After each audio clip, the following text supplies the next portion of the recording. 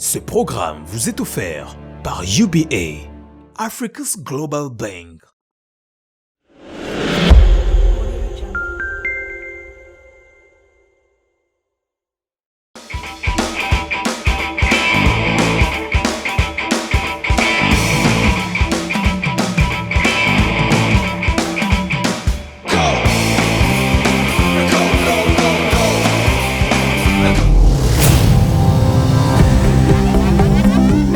Bonjour et bienvenue dans votre programme Young and Bold, Jeunes et Audacieux. Formation, emploi, carrière, développement durable, innovation, entrepreneurship, une émission qui vous présente des jeunes Camerounais qui ont réussi à se démarquer dans le monde de l'emploi. Aujourd'hui, nous rencontrons une dame au super profil. Vous comprendrez pourquoi je le dis. Il s'agit de Madame Vanessa Ngalé. Elle est Senior Manager Supply Chain Management chez Orange et possède une expérience intensive de plus de 18 ans dans le soutien aux entreprises en matière de conformité et d'évaluation des risques pour les entités privées et publiques dans des secteurs tels que les banques, l'énergie, la foresterie, les télécommunications, le pétrole, le gaz. Un profil fort. Bienvenue Vanessa. Merci Valérie et merci à Young and Bold de m'avoir invitée. Nous sommes très heureux de vous avoir. Parlons tout de suite de votre parcours académique, si vous le voulez bien. D'accord. Vous avez fait le collège Liberman, où vous avez obtenu un baccalauréat en économie en 98. Ensuite, vous êtes allé faire vos études supérieures à l'Université catholique d'Afrique centrale, située à Yaoundé, au Cameroun. Vous avez obtenu en 2002 un master en comptabilité et finance. Vous est-il venu à l'esprit pendant votre formation d'aller à l'étranger? Oui, forcément. En fait, c'était le plan. Initialement, j'étais persuadée quand je passais mon bac que j'allais aller faire mes études à l'étranger comme presque tous mes camarades. Mais il s'est avéré qu'à ce moment-là, on n'avait pas forcément les moyens pour que je parte. Donc, je suis allée à l'Université catholique un peu par hasard en réalité. Et c'est un peu comme ça que ma carrière s'est faite un peu sur le chemin. Mais finalement, j'y suis restée et ça m'a plutôt bien réussi. Finalement, en effet, cela vous réussit très bien vu que vous êtes un produit 100% made in Cameroun. Tout à fait. Étiez-vous certaine de vos choix de formation? Pas du tout. Pas du tout. Disons que j'étais quelqu'un qui aimait bien l'école. Donc, je réussissais toujours à avoir les notes qu'il fallait pour avoir le choix. Mais je ne savais pas trop ce que je voulais faire. Quand j'étais en terminale, je me passionnais pour les émissions où il y avait des avocats. Donc, j'aimais bien leur façon de parler, ainsi de suite. Donc, je me disais, ouais, je vais peut-être faire du droit, je vais peut-être être notaire ou quelque chose comme ça. J'ai déchanté à ma première évaluation en droit parce qu'on m'a demandé de réciter les choses exactement comme on me les avait apprises et moi, c'est pas du tout ça. Donc, du coup, je me suis dit non, ce sera pas le droit. Donc, j'ai fait un peu mon bonhomme de chemin en fonction des matières dans lesquelles je me sentais à l'aise. Mais finalement, mon parcours s'est fait un peu sur des coups de hasard et de la chance et beaucoup de chance aussi. Maintenant, s'agissant de votre parcours professionnel, vous avez commencé votre carrière en 2002 chez Ernst & Young. Tout à fait. Vous étiez auditeur et ensuite vous avez été chez Bolloré, le groupe, puis à la Banque mondiale, puis à la BDEAC et maintenant vous êtes chez Orange. Totalement. Un parcours incroyable. Vous devenez auditrice interne certifiée en 2007 et en 2009, vous obtenez une autre certification, cette fois-là en tant qu'examinatrice de fraude. Vanessa, vous aviez déjà un travail stable, vous touchiez déjà un salaire, et pourtant vous avez tenu à poursuivre votre formation. Qu'est-ce qui vous a motivé? Alors, je pense que c'est ma formation de base. C'est ma formation de base d'être toujours en train de rechercher, peut-être pas le meilleur, mais le dépassement de soi. Donc, quand on était à Liberman, c'était toujours à base de compétition, quand on connaît Liberman. Donc, il fallait toujours être le meilleur ou en tout cas parmi les meilleurs. Donc, dans chaque chose que je faisais, je me disais toujours, je peux apprendre autre chose, je peux me développer, ainsi de suite. Et je suis quelqu'un qui s'ennuie vite aussi. Donc, quand j'ai l'impression d'avoir fait le tour, il faut quelque chose de nouveau pour m'occuper en réalité. Donc, c'est comme ça que je me suis retrouvée déjà dans l'audit. Comme je disais, l'idée c'était, pour moi, je ne savais pas ce que je voulais faire, mais je voulais un métier qui me permettait de passer d'entreprise en entreprise. Je ne voulais pas la routine, je voulais un métier qui paye quand même pas mal et qui me permet de m'épanouir. Et c'est comme ça qu'on m'a dit, fais de l'audit. J'ai dit, ok, je vais être auditrice. On ne sait pas, ça En dépend effet, des... c'est une question qu'on se pose souvent. Doit-on dire auditeur lorsqu'il s'agit d'une femme ou auditrice? Pour moi, personnellement, je dis auditeur. Je dis toujours auditeur parce que on était dans un moule où le sexe ne comptait pas, en fait. Donc, c'est la compétence qui primait. Maintenant, je comprends ceux qui disent auditrice, donc je les laisse dire. Ça ne me dérange pas. Mais pour moi, c'est la même chose. Donc, du coup, de l'audit, j'ai découvert d'autres métiers. J'ai passé 4 ans en audit externe. Je me suis dit, bon, j'ai fait de l'audit sans être partie de l'entreprise, sans faire partie de l'entreprise. Maintenant, je veux voir l'audit vu de l'intérieur. Donc, je suis allée faire de l'audit interne.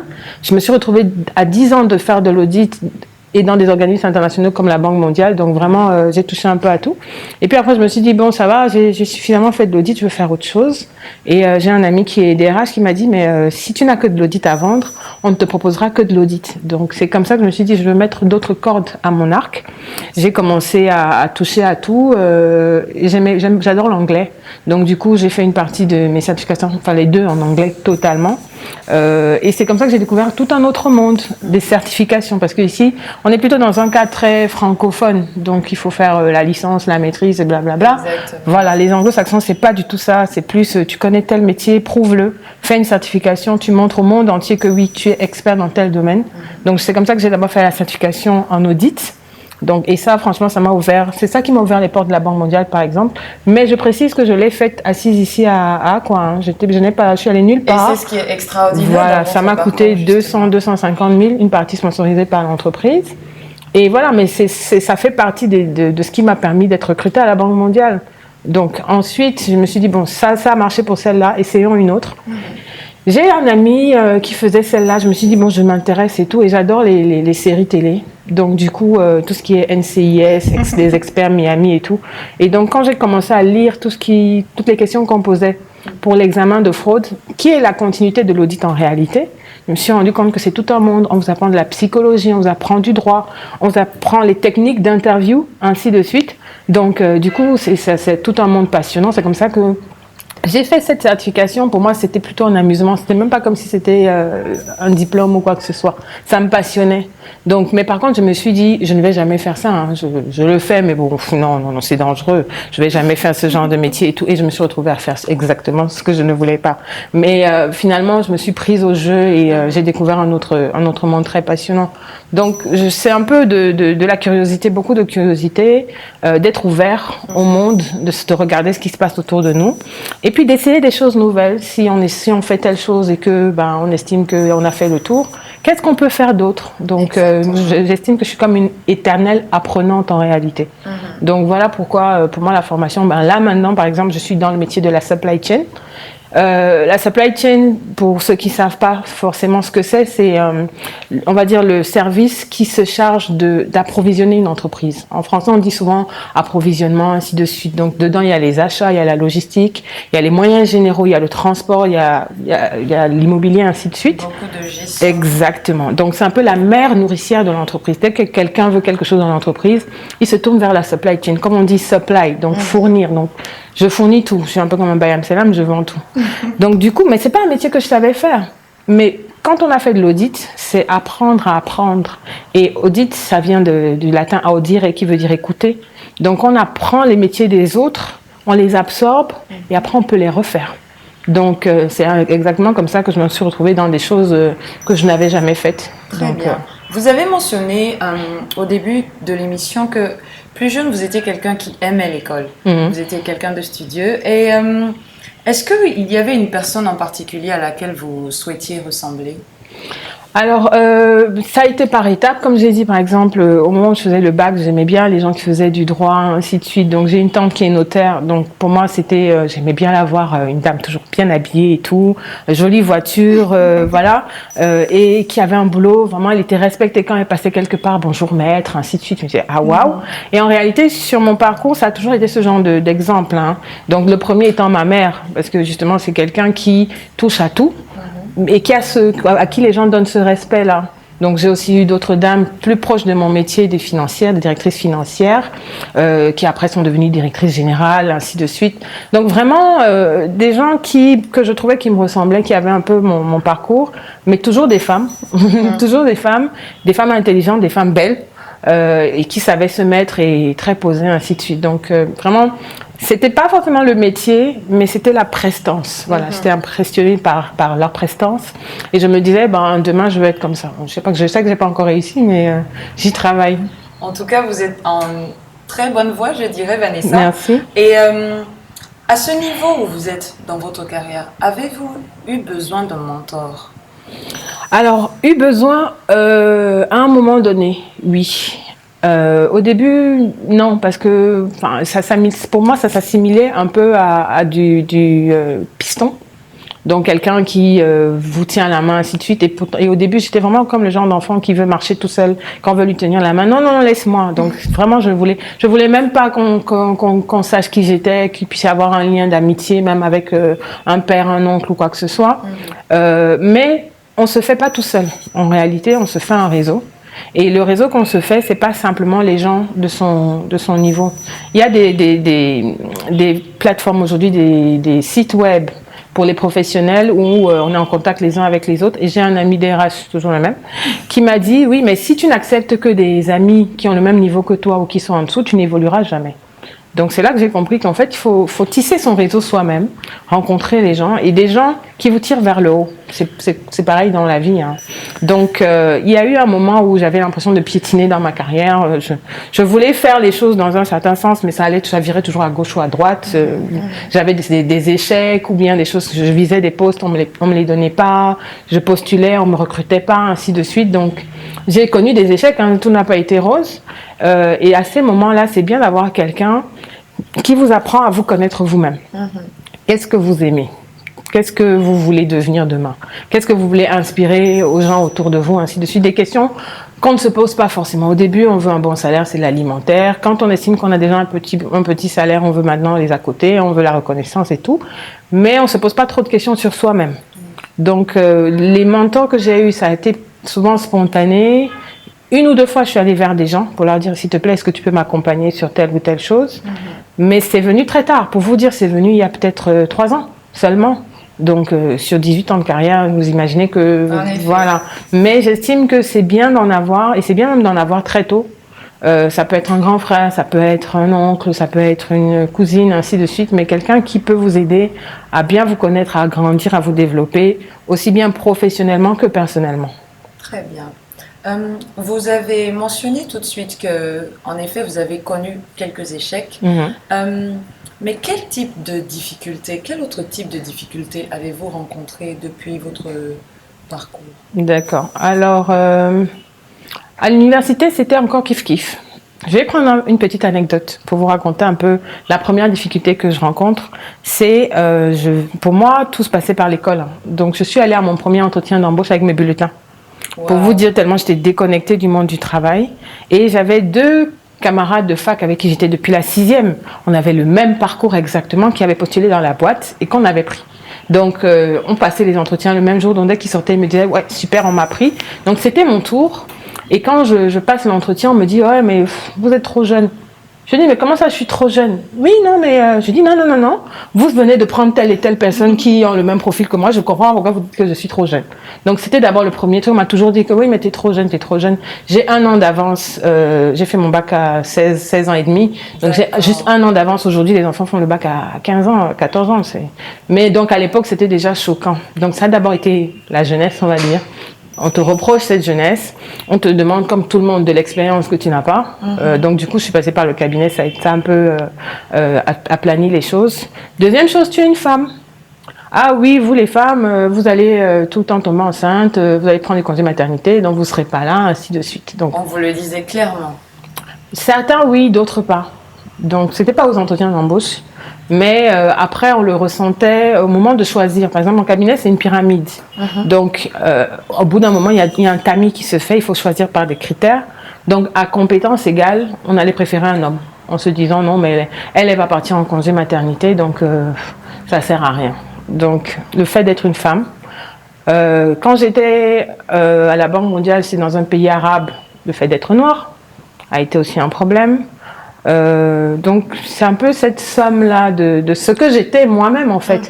Le fait d'être, entre guillemets, forte tête. Ça veut dire le genre de personne à qui il faut expliquer les choses. On va pas te dire fais et tu vas faire. Donc ça aussi, ça peut être un inconvénient. Donc on apprend à travailler dessus, on apprend à s'ajuster en fonction des environnements, mais dans certains cas, voilà. Et puis parfois aussi, ça nous rend butés.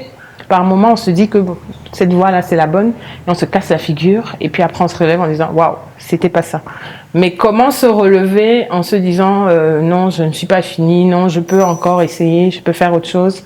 C'est la partie où il faut vraiment avoir du caractère et avoir des gens autour de vous qui croient en vous, en fait, et qui vous motivent en vous disant non, ça va aller, tu vas y arriver, essaye autre chose. Donc voilà un peu, grosso modo, les difficultés. Forcément, le fait d'être africain aussi. Quand on est dans des milieux internationaux, il y a les quotas, etc. Donc aujourd'hui, les jeunes ont Internet. Ils ne savent pas quelle chance c'est de savoir en même temps que tout le monde qu'il y a tel poste qui est ouvert à tel endroit, qu'il y a telle bourse qui est donnée à tel endroit. Il suffit d'avoir un clavier, même un téléphone.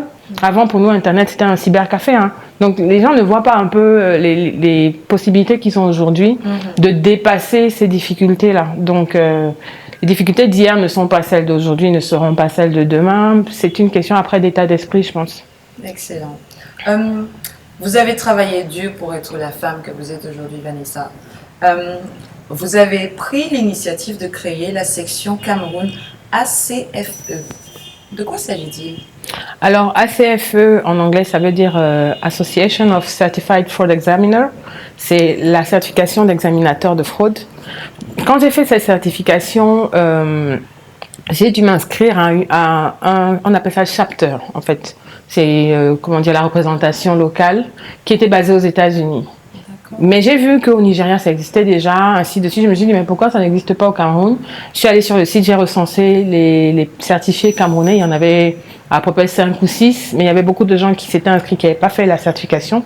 Donc, je me suis demandé aux Américains, je leur ai dit, bon, qu'est-ce qu'il faut pour créer une association locale? Ils m'ont envoyé la paperasse, etc. Et j'ai réuni les uns et les autres. Donc, j'avais la chance d'avoir la plateforme du cabinet où j'étais, qui faisait ça en termes de façon professionnelle. Donc du coup, j'ai pu rassembler les autres personnes du métier et on a pu commencer à bâtir quelque chose localement. Donc c'est pas toujours évident parce qu'après avec les emplois du temps, ainsi de suite, et surtout qu'aujourd'hui je suis un peu sortie de la profession. Vraiment, comme je dis, je suis passée du côté opérationnel. Je ne fais plus de l'investigation de fraude comme j'ai pu le faire pendant 4-5 ans. Donc c'est moins évident, mais c'était passionnant en fait de commencer quelque chose from scratch, comme je dis souvent, et très souvent dans ma carrière, c'est ce que j'ai fait. J'ai commencé quelque chose, j'ai lancé, et puis je me suis dit quelqu'un va prendre le relais et il va continuer. Moi, je passe à autre chose. D'accord.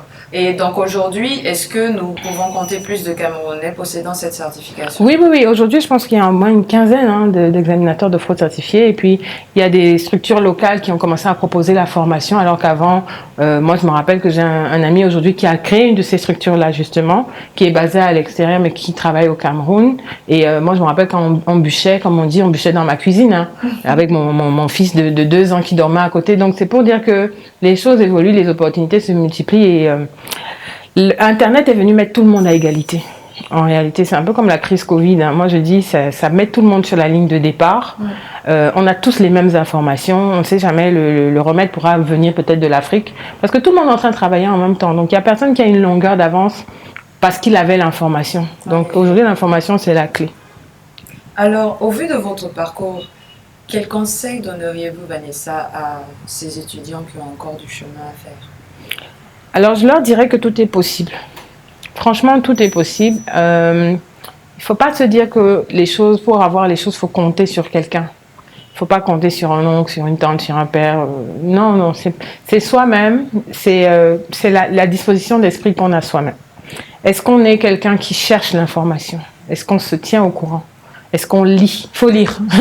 Est-ce qu'on lit, que ce soit sur Internet, que ce soit des bouquins, est-ce qu'on se cultive? Et pas simplement bûcher des matières, c'est vraiment savoir l'histoire de tel pays, ainsi de suite, apprendre des langues étrangères. Et à partir de là, on s'ouvre à des possibilités. Ensuite, moi, un conseil personnel, ce qui a marché pour moi, en fait, c'est d'accepter de travailler. C'est-à-dire que même quand c'était pas mon boulot, l'examen de fraude par exemple, on m'a appelé un jour, je voulais rentrer au Cameroun, j'étais à l'étranger. Je disais, je veux rentrer. Qu'est-ce que tu sais faire? Je sais faire de l'audit. Ok, d'accord, mais si on te propose de faire l'examen de fraude, l'investigation de fraude, tu peux. Je venais de faire la certification, j'ai dit oui, oui, je peux. Mais quand je dis oui, oui, je peux, je suis déjà allée chercher le bord pour voir bon, comment on fait ça en fait. Donc, vraiment croire en ces possibilités. Et moi, c'est ce qui m'a ouvert plein de portes. On m'a tendu des perches sur des choses qui n'avaient apparemment aucune valeur, personne n'en voulait. Et c'est des choses qui m'ont permis d'avoir une visibilité sur l'ensemble du continent. Quelques mois plus tard, je ne parle même pas en années. Donc vraiment, il faut être ouvert, il faut accepter de bosser. Parce que, étant aujourd'hui manager, j'ai une équipe d'une 50aine de personnes que je manage aujourd'hui et de tous âges. Hein. Ce que je reproche à la génération d'aujourd'hui, c'est qu'ils sont trop pressés. Ils veulent tout de suite, ils veulent tout de suite la voiture, tout de suite la maison, ainsi de suite. Ils sont prêts à s'endetter, même parfois à voler, malheureusement pour ça. Et ça ne se fait pas, l'Europe ne s'est pas faite en un jour. Donc il faut accepter de passer les étapes les unes après les autres. Et il faut accepter d'échouer, il faut accepter qu'on n'aura pas tout de suite. Il faut être content de ce qu'on a déjà, il ne faut pas être envieux. Donc du moment qu'on a déjà la santé, qu'on a la possibilité de travailler, il faut être bosseur. Moi, j'ai des jeunes dans mon équipe qui sont tellement bosseurs que je les ai trouvés, ils étaient dans des contrats précaires. Aujourd'hui, ils sont en CDI et je me suis battue bec et ongle pour eux parce que j'ai vu que c'est des gens qui valaient la peine parce qu'eux-mêmes, ils en voulaient. Donc, par contre, il y en a plein qui étaient hyper paresseux et à qui j'ai dit merci, au revoir, tu vas peut-être aller apprendre ça ailleurs, quoi. Donc, voilà, il faut qu'ils en veuillent, il faut qu'ils bossent. Faut qu'ils bossent. Merci Vanessa. C'est sur ces conseils que nous marquerons une petite pause. C'est le moment de la Minute RH, cette rubrique au cours de laquelle notre experte en ressources humaines répond à la question du jour. Et aujourd'hui, nous saurons comment négocier une augmentation de salaire. La Minute RH, c'est tout de suite. Bienvenue à la Minute RH, je suis Didier Chantal. Aujourd'hui, nous allons parler d'un thème, comment négocier une augmentation de salaire. Qu'est-ce que vous devez savoir? Qu'est-ce qu'il faut faire? Qu'est-ce qu'il ne faut pas faire? Je vais vous donner quelques astuces. La première chose que vous deviez faire, c'est d'évaluer votre salaire de manière objective. Qu'est-ce que votre salaire? Est-ce que votre salaire correspond à ce que d'autres personnes qui font le même travail que vous dans le marché vous exercez? Est-ce que vous avez le même niveau de rémunération? C'est ce que vous devez savoir. Vous pouvez également évaluer votre salaire en allant sur certains sites internet qui proposent une évaluation salariale en ligne. La deuxième chose que vous devez faire, c'est de tenir compte de la santé financière de votre entreprise. Aujourd'hui, nous vivons une époque sans précédent. Vous devez vous demander, par exemple, est-ce que mon employeur envisage de licencier dans les prochains jours? Est-ce que mon entreprise va faire une restructuration de son personnel et tout ça? Ce sont des informations qui sont importantes avant d'aller demander une augmentation de salaire. La troisième chose que vous deviez faire, c'est de vous fixer une tranche de rémunération. Ce n'est pas seulement le salaire qui est important. Vous pouvez par exemple demander qu'on aménage vos horaires de travail. Vu le contexte actuel, vous pouvez demander à faire du télétravail, à travailler de la maison. Vous pouvez demander qu'on vous donne un laptop si vous avez un desktop. Vous pouvez demander qu'on vous donne un téléphone qui est plus performant. Vous pouvez demander qu'on vous donne une voiture de fonction. À la fin de la journée, quand vous recoupez tous ces avantages, parfois, si vous calculez bien, ça dépasse une augmentation salariale. La quatrième chose que vous devez faire, c'est de choisir le moment propice. Peut-être qu'on vient de vous nommer à une nouvelle fonction, on vient vous donner de nouvelles responsabilités. Peut-être vous avez atteint vos objectifs, vous les avez même dépassés. C'est peut-être le moment aussi d'aller demander une augmentation de salaire. La cinquième chose que vous deviez faire, c'est de préparer vos arguments à l'avance. Parlez des choses factuelles. Parlez peut-être de votre ancienneté. Parlez de ce que vous savez faire. Parlez des heures supplémentaires que vous faites à l'entreprise pour augmenter la satisfaction du client, pour augmenter la qualité du travail. C'est très important. Soyez factuel quand vous allez rencontrer votre employeur. Et la sixième chose que vous devez faire quand vous obtenez un rendez-vous, c'est d'avoir une bonne posture. Une bonne posture, une bonne présentation. Vous n'êtes pas là pour faire pitié. Partez étant bien habillé, ayez confiance en vous. Voilà enfin quelques astuces que je peux partager avec vous.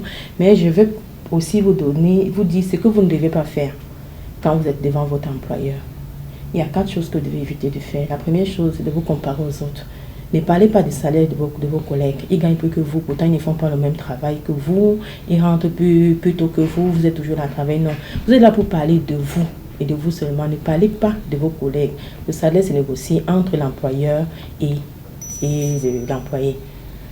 La deuxième chose à éviter, c'est de donner des ultimatums. Ne donnez pas des ultimatums à votre employeur. Du genre, si vous ne me mentez pas, je démissionne demain. Non, c'est une négociation. Donc, évitez de donner des ultimatums. La troisième chose que vous devez éviter de faire, c'est d'être trop sûr de vous. Ayez confiance en vous, ça c'est normal. Mais ne soyez pas trop sûr de vous parce que ça coupe le dialogue. Dans un dialogue, quand vous êtes trop sûr de vous, votre interlocuteur ne vous suit plus. La quatrième chose que vous devez éviter de faire également, c'est de parler de votre vie privée. On n'a pas besoin de savoir ça. Ne parlez pas de votre vie privée. Parlez de ce que vous avez fait. Parlez de vos réalisations comme on a vu plus haut. C'est ce que votre employeur veut comprendre. Ne dites pas que quand vous avez recruté, vous avez un enfant, aujourd'hui vous avez 4 enfants. Ne dites pas que votre beau-père habite maintenant chez vous, avec votre bonne-mère, vous avez les enfants de votre frère qui sont chez vous. Tout. Non, on n'a pas besoin de ça. Soyez vraiment factuel. Arrêtez-vous ces effets factuels. Donc, voilà quelques petites astuces que je pense peut vous aider demain si vous voulez demander une augmentation de salaire. Merci. Bienvenue chez UBA. Savez-vous que vous pouvez transférer de l'argent de votre compte bancaire à votre compte Orange Money et vice-versa? Il suffit de suivre ces quelques étapes pour s'enrôler et commencer à profiter du service. Tapez dièse 150 dièse. Tapez 7 Bank and OM Visa. Tapez 1. Sélectionnez UBA. Entrez votre code Orange Money pour valider l'inscription au service. Vous allez recevoir un token par SMS. Rendez-vous dans une agence UBA pour activer le service avec ce token au plus tard 4 heures après l'avoir reçu. UBA, Africa's Global Bank.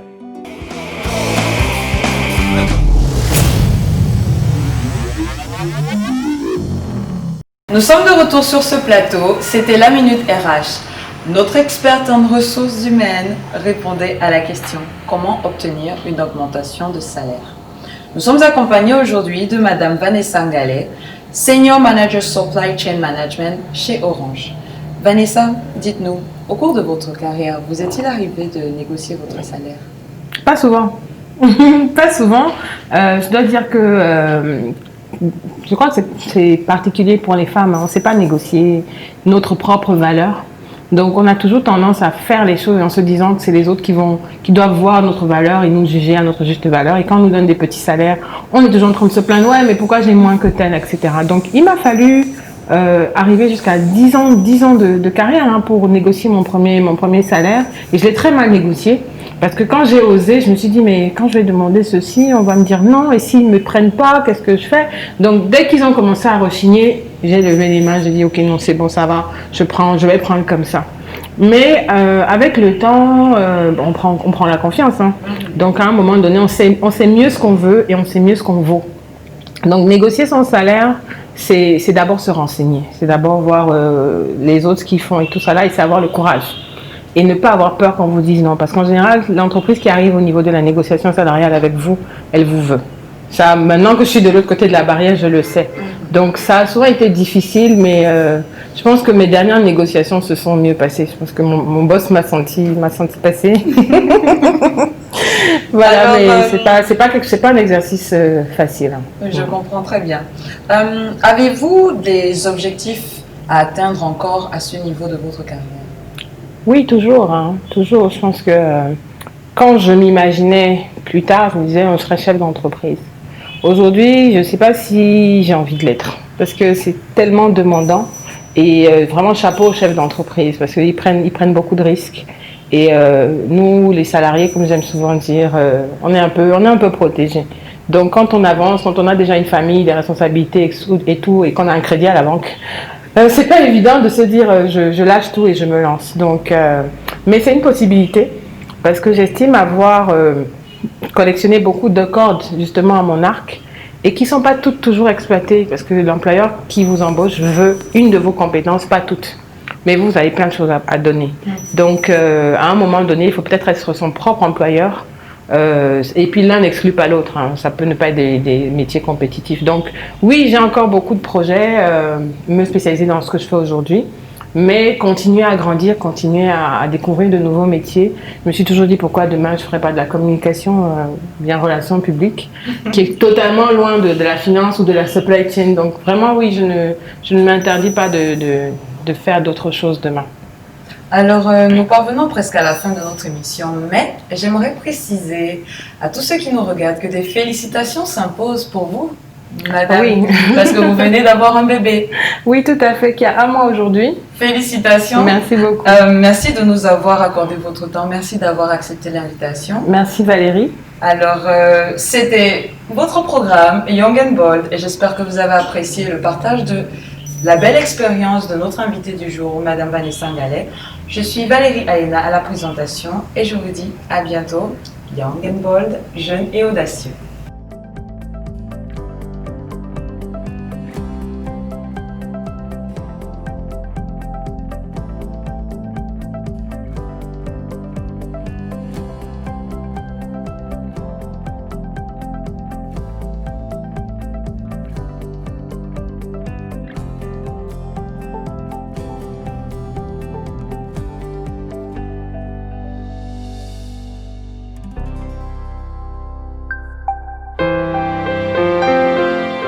Ce programme vous était offert par UBA, Africa's Global Bank.